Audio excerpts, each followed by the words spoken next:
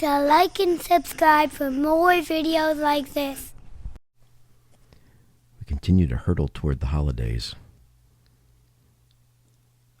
I was on Project Gutenberg and found another interesting story. It's called A Kidnapped Santa Claus by L. Frank Baum. Seems like old L. Frank, in addition to doing the Wizard of Oz, put together this weird story. From what I skimmed, it seems like demons basically try to kidnap Santa, so we'll hang in and read this together and relax and enjoy the absurdity of it. And we'll run some Christmas trains in the background just for effect. Here we go. A Kidnapped Santa Claus by L. Frank Baum. Santa Claus lives in the Laughing Valley, where stands the big rambling castle in which his toys are manufactured. His workmen, selected from the Ryls, Knooks, Pixies, and Fairies, live with him, and everyone is as busy as can be, from one year's end to another. It is called the Laughing Valley because everything there is happy. The brook chuckles to itself as it leaps rollicking between its green banks. The wind whistles merrily in the trees. The sunbeams dance lightly over the soft grass, and the violets and wildflowers look smilingly up from their green nests. To laugh, one needs to be happy. To be happy, one needs to be content. And throughout the Laughing Valley of Santa Claus, contentment reigns supreme. On one side is the mighty forest of Burzee.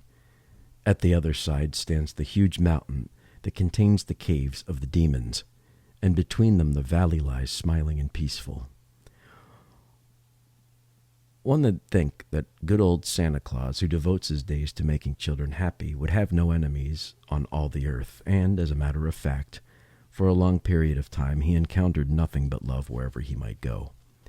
But the demons who live in the mountain caves grew to hate Santa Claus very much, and all for the simple reason that he made children happy. The caves of the demons are 5 in number. A broad pathway leads up from the first cave, which is a finely arched cavern at the foot of the mountain, the entrance being beautifully carved and decorated. In it resides the demon of selfishness. Back of this is another cavern inhabited by the demon of envy. The cave of the demon of hatred is next in order, and though this one passes to the home of the demon of malice, situated in a dark and fearful cave in the very heart of the mountain. I do not know what lies beyond this. Some say there are terrible pitfalls leading to death and destruction, and this may very well be true. However, from each one of the 4 caves mentioned, there is a small, narrow tunnel leading to the 5th cave, a cozy little room occupied by the demon of repentance. And as the rocky floors of these passages are well worn by the track of passing feet, I judge that many wanderers in the caves of the demons have escaped through the tunnels to the abode of the demon of repentance, who is said to be a pleasant sort of fellow who gladly opens for one a little door admitting you into fresh air and sunshine again. Well, these demons of the caves, thinking they had great cause to dislike old Santa Claus, held a meeting one day to discuss the matter. "I'm really getting lonesome," said the demon of selfishness, "for Santa Claus distributes so many pretty Christmas gifts to all the children that they become happy and generous through his example and keep away from my cave. I'm having the same trouble," rejoiced the demon of envy. "The little ones seem quite content with Santa Claus, and there are few indeed that I can coax to become envious. And that makes it bad for me," declared the demon of hatred, "for if no children pass through the caves of selfishness and envy, none can get to my cavern." "Or to mine," added the demon of malice. "For my part," said the demon of repentance, "it is easily seen that if children do not visit your caves, that they have no need to visit mine, so that I am quite as neglected as you are." "And all because of this person they call Santa Claus," exclaims the demon of envy. "He's simply ruining our business, and something must be done at once." To this they readily agreed. But what to do was another and more difficult matter to settle. They knew that Santa Claus worked all through the year at his castle in the Laughing Valley, preparing the gifts he was to distribute on Christmas Eve, and at first they resolved to try to tempt him into their caves, that they might lead him on a terrible pitfall that ended in destruction.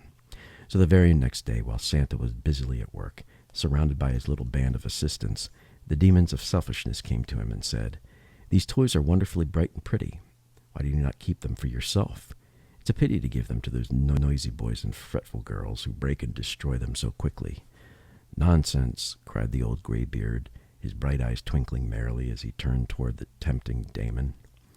"The boys and girls are never so noisy and fretful after receiving my presents, and if I can make them happy for one day in the year, I am quite content." So the demon went back to the others, who awaited him in their caves, and said, "I have failed, for Santa Claus is not at all selfish." The following day the demon of envy visited Santa Claus. Said he, "The toy shops are full of playthings quite as pretty as those you're making. What a shame it is that they should interfere with your business. They make toys by machinery much quicker than you can make them by hand, and they sell them for money while you get nothing for all of your work." But Santa Claus refused to be envious of the toy shops. "I can supply the little ones but once a year on Christmas Eve," he answered, "for the children are many and I'm but one. And as my work is one of love and kindness, I'd be ashamed to receive money for my little gifts.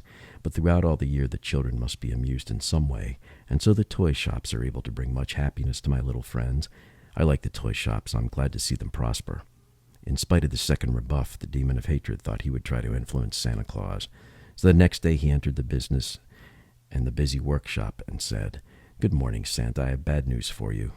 "Then run away like a good fellow," answered Santa Claus. "Bad news is something that should be kept secret and never told." "You cannot escape this, however," declared the demon, "for in the world are a good many who do not believe in Santa Claus, and these you are bound to hate bitterly since they have so wronged you." "Stuff and rubbish," cried Santa.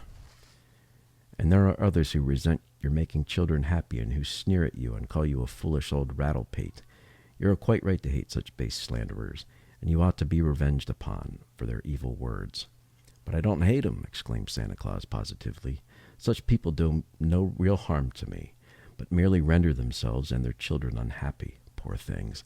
I'd much rather help them any day than injure them." Indeed, the demons could not tempt old Santa in any way.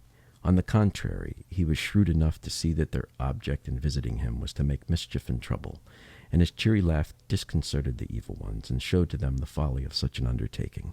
So they abandoned honeyed words and determined to use force. It was well known that no harm can come to Santa Claus while he is in the Laughing Valley, for the fairies and Ryls and Knooks all protect him. But on Christmas Eve he drives his reindeer out onto the big world, carrying a sleigh load of toys and pretty gifts to the children, and this was the time and the occasion when his enemies had the best chance to injure him. So the demons laid their plans and awaited the arrival of Christmas Eve. The moon shone big and white in the sky, and the snow lay crisp and sparkled on the ground as Santa Claus cracked his whip and sped away out of the valley into the great world beyond. The roomy sleigh was packed full with huge sacks of toys, and as the reindeer dashed onward, our jolly old Saint Nick laughed and whistled and sang for very joy. For in all his merry life, this was the one day in the year when he was happiest, the day he lovingly bestowed the treasures of his workshop upon the little children. It would be a busy night for him, he well knew. As he whistled and shouted and cracked his whip again, he reviewed in mind all the towns and cities and farmhouses where he was expected, and figured that he had just enough presents to go around and make every child happy. The reindeer knew exactly what was expected of them, and dashed along so swiftly that their feet scarcely seemed to touch the snow-covered ground. Suddenly a strange thing happened. A rope shot through the moonlight, and a big noose that was in the end of it settled over the arms and body of Santa Claus and drew tight. Before he could resist or even cry out, he was jerked from the seat of the sleigh and tumbled head foremost into a snowbank, while the reindeer rushed onward with a load of toys and carried it quickly out of sight and sound.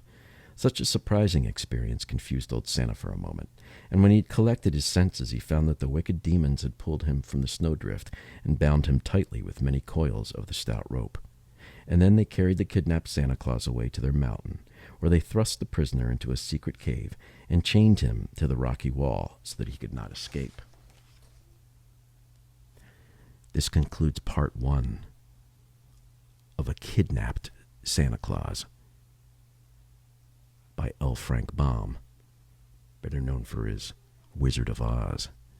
Thanks for tuning in. Ho, ho, ho. Who wouldn't go? Tune in for part 2 very soon.